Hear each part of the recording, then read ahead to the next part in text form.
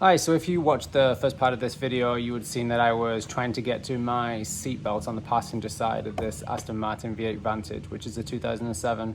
I've since done that, and I found out that my seatbelt has a pretty serious issue in that there's a plastic cap on the seatbelt which holds a spring in place, and that's the tensioner spring that or retractor spring that makes the seatbelt retract. That spring has disassembled itself, come out, and the plastic case is broken. I sent it off for repair, but they don't seem to be able to repair that. So I've managed to get a replacement seatbelt out of a salvage car that's the same model and year as this one. So if you watch the first part of the video, you see I have got to the seatbelt. I have successfully removed it, and now I am going to put in the new seatbelt, and I'll show you a few steps along the way of doing that. One thing I'm going to mention is that we talked earlier about how you have to move the seat out of the way. I actually had uncoupled my battery, or at least I'm pretty sure I uncoupled my battery. I certainly talked about it, and I remember doing it at some point, so I'm not entirely sure how this happened, but my airbag warning system has triggered, and it says that my seatbelt, not only does it notice that the seat has been kind of removed, but also that the seatbelt has an issue with it, both of which would make sense. I'm just not entirely sure why it triggered when I thought the battery was removed or disconnected. So I've actually had to purchase a tool from Arbor Freight that allows me to read and then clear those airbag codes. So that was a part of this job. If you're going to remove the seat belts, that's going to be a possibility, is that you're going to trigger a warning on the dashboard saying that you urgently need to have your airbag system serviced. And that's actually also pretty bad because it's going to disable your airbags until you've got that sorted out.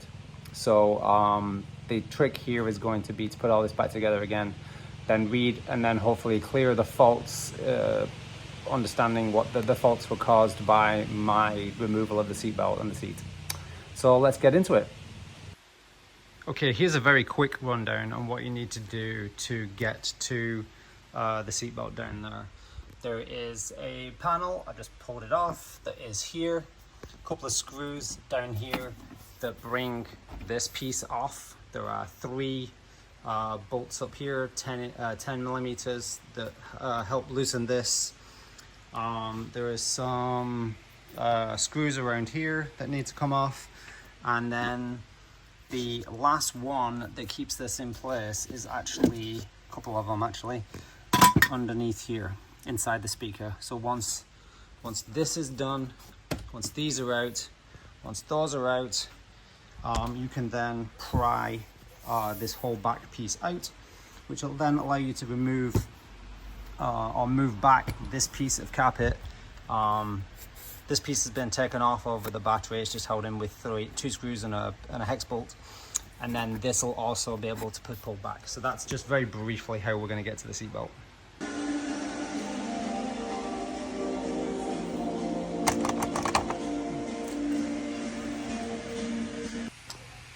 All right, here's my new seat belt. This is the bit that broke, and you can see that there's the spring that came out of the old one. So we just need to remove the bolt that holds this into the car, and then on the by the seat, this goes onto the side of the seat. So here is that bolt there. I've actually moved the seat all the way back, removed the two bolts at the back, then all the way forward, and moved the two seats. And now I can actually push the seat, prop it up, get that bolt out. And then here, now that I've got the panels out, so you can see I've removed the few body panels that were above the battery and behind the seat. And there is the seat belt. So we just got to get this bolt out, and I'm using I don't have any metric socket, any metric wrenches that are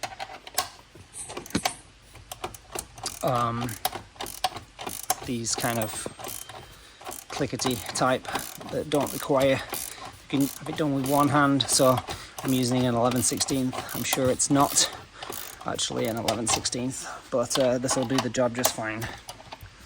So there's the bolt. I'm going to be able to get that out, and you can see there's one electrical connector that I have removed.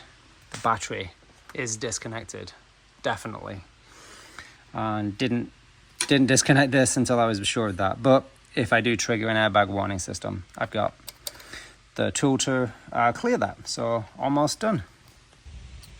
Okay, we're nearly there. We just need to remove this piece here. I have removed this bolt, which is some sort of hex screw that holds the seat belt in place.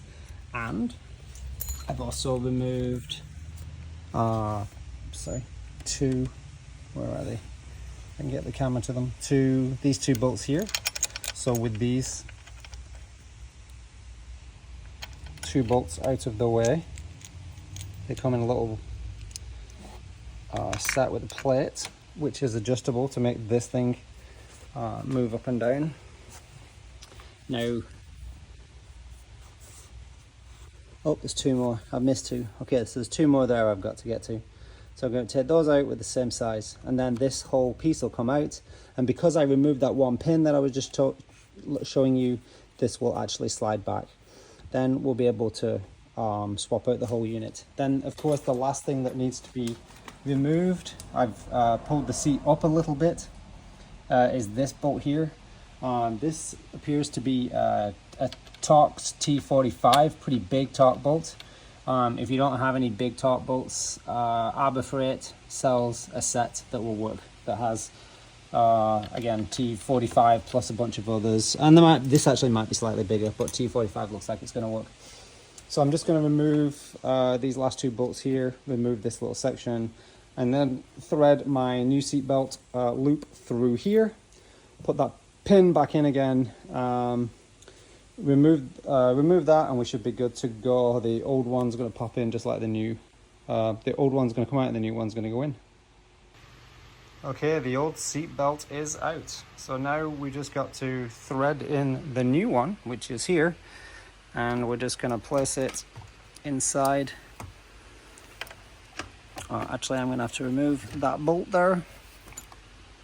And then it's just going to slot down into so there's a little latch here that lines up on here. So with the bolt out, you put it in here, and that's going to fall through there. Then what we're going to do is we're going to take this. Now, I didn't take off this body panel here. It's actually held in with one bolt. So I'm going to thread that through. I can't do that with one hand. So this is a bit that I probably am not going to be able to film because I don't have someone to hold it for me. This is a lot easier than I am making it look. So down here, there's a guide for the seat belt. The seat belt's going to go behind that guide. There it is. So behind that guide, and then it's going to come out and then down towards the seat and latched on, and that's it. So everything at this point is just going to be putting stuff back together again, and then hooking up that electrical connector. Okay, so this is it. Job is pretty much finished. It's just a case of putting everything back together again. I have the bolt on there. You can see that the label is pointing inwards as it was before. I actually did have it twisted a little bit the first time, and the seatbelt goes down through there, just like on the other side, and runs down behind this guide here, and then goes down to here, and then this is held in with just that one bolt, and it's secure now, and the electrical connector is on and snug. And I guess the last thing worth talking about is, remember, this thing was held in with those 4 bolts. They were 10mm bolts, and there was those 2 metal plates. Those are kind of shims and adjustable, so you want to make sure that when you put this on, you can get this trim panel to fit snugly with it. If it doesn't, then you're going to have to untighten those bolts and then jiggle it around a little bit so it's a snug fit, and then fasten this one 8mm bolt down here, and then make sure it all comes back together again. So I'm pretty sure I've got it all back together at this point. minus a few trim pieces that I'll have to go back on. But this is pretty much it. The job is done. So hopefully this was helpful, replacing a passenger seatbelt on a 2007 Aston Martin Vantage. And I'll see you next time. Hey YouTube, so today I am removing a seatbelt on the passenger side from a Aston Martin Vantage from 2007. This car is a Roadster, and so the seatbelt mechanism is mounted down inside the battery compartment. The battery compartment is in a different position on the Roadster cars than it is on the coupes, and so I do have a video on how you remove the battery from behind the passenger seat on an Aston Martin Vantage Roadster. So if you're doing this job, check this out. Let's first talk about why I'm doing this. So I had an issue with my seatbelt. It won't retract. So when I pull the passenger seatbelt out, it comes out, but then it won't go back in again. So it seems like the spring mechanism has broken. So the idea is to take the seatbelt out, ship it off and repair it so that it comes back and it's the original seatbelt. You can't remove the actual belt itself, it's stitched in there, so you have to take off the whole mechanism, repair it. So that's the idea. So to do that, there's a couple of things we've got to do. One of them is remove that all the stuff from around the battery compartment, which is, as again I said, I've done that in a different video, and it's basically the same idea as removing the battery. You don't actually need to remove the battery, but you do need to remove all of the paneling around the battery behind the passenger seat so that you can get to the seatbelt mechanism, which I'll show you in just a second. The other thing we need to do is take into account that there's going to be some electrical connections, and we want to make sure the battery is disconnected before we disconnect those. So I haven't tested this theory, but I very much suspect that there's going to be a lot of sensors for the airbag warning, for the airbag system, and for the safety systems of the car, and they're going to get very upset if we start unplugging things while the battery is connected. And so we're going to need to disconnect the battery to make sure that the seatbelt mechanism electrical connector doesn't trigger a fault. I also have figured out that I'm going to have to remove the passenger seat. Turns out that's not that big of a deal, but I'll show you that bit next. But there's going to be probably some sensors underneath the seat, and I have found out the hard way in the past with modern cars that if you remove connectors from underneath the seat while the battery is on, it's going to again trigger an airbag warning system, because you've got sensors underneath the seat for the airbag systems. So we're going to have to make sure the battery is disconnected, right? That's very easy to do, very common first step for any repair. Problem is we can't do that as a first step, because then we won't be able to get the seat to slide backwards and forwards. It's an electrically sliding seat. And in order to get, there's 4 bolts holding the seat in, 2 at the back, 2 at the front. So in order to get to the back seats, I have to move the seat all the way forward. In order to get to the front bolts, I have to move the seat all the way back. And so we're going to remove the bolts to the seat first.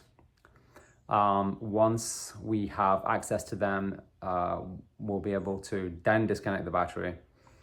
And then putting it all back together again will be a case of putting in 2 bolts, then making sure everything's connected, then connect the battery, slide the seat back, and do the other 2 bolts. So let's take a look at what we're dealing with here. Okay, so first off, problem we've got going on here is with the seatbelt mechanism, which is here. Now here's the back of the car. You can see that I've got the convertible top mechanism partially up so I could access this part here. Let me zoom out a little bit. I've got an oil canister just propped up on top here. May not be the best solution, but I needed to be able to hold the top up, and when the power is removed, the hydraulic struts lose power, and so it'll just slide down back on itself. So I needed to get to this area here, and I needed to have the top partially up to do that. What I've done is I've removed the back panels here. There's a lot of back panels. That is what they look like. In order to do that, there is bolts here. There's a screw inside here that holds this on. So the little cover over the speaker needs to be popped off a little bit so you can get to a screw, and that will, where did that just go? All right, I'll find that later. But that holds this panel on. You need to remove a shelf here. Let me just show you that shelf. This is what that shelf looks like. This goes behind the battery. These are all the back pieces that cover up the back of the car. So getting back inside here, I'm going to show you really quick what went wrong with my seatbelt system. There's the seatbelt. That's what we're going to remove. But when I took off the panels, I found this. I think this is pretty important to making my seatbelt go back inside again. This was a coiled up spring at some point, but now it is just all over the place. So that mechanism is going to have to come out. So right now, I've got everything out. I'm ready to pop the battery, and then I'll be able to disconnect this mechanism here. But the other thing you've got to do is get the other end of the seatbelt off. And the other end of the seatbelt connects to the seat here with a big hex bolt. I don't think I can get the hex bolt out without removing the seat. So I've removed the 2 back bolts. And then the other 2 bolts are, if I remember, these were 9 or 10 millimeters. There's one there and there's one there, and I've actually got my socket on it right now, so I can definitely get these 2 out. So that's what we're talking about. It really isn't as bad of a job as it might look right now with everything disconnected. But this took me probably half an hour to get all the panels off. It might take you a little bit longer if you've not removed these panels before. But it is a perfectly doable job, and we should be able to get this seatbelt off and sent out for repairs. So hopefully this helps, and I'll see you in the next video. One little correction I want to make is that I actually don't need to remove the seat completely. So if we just want to take a look here, I have brought the seat and just kind of tilted it, and I have access to the bolt right there. So instead of removing the seat, I actually haven't removed any of the electrical connectors under the seat. I've just given myself access to that. And so you can kind of see the seat is not out, it is just tilted up. So I did disconnect all the 4 bolts that hold this thing in. But rather than pull it out completely, I tilted it and propped something under there so I can get to that bolt. So there's another little useful tip. Okay, so edit number 2. This was probably obvious, but I just want to point it out. This piece also has to come off. This is the seatbelt runner guide. Well, don't know if that's the official name, but seatbelt goes through this.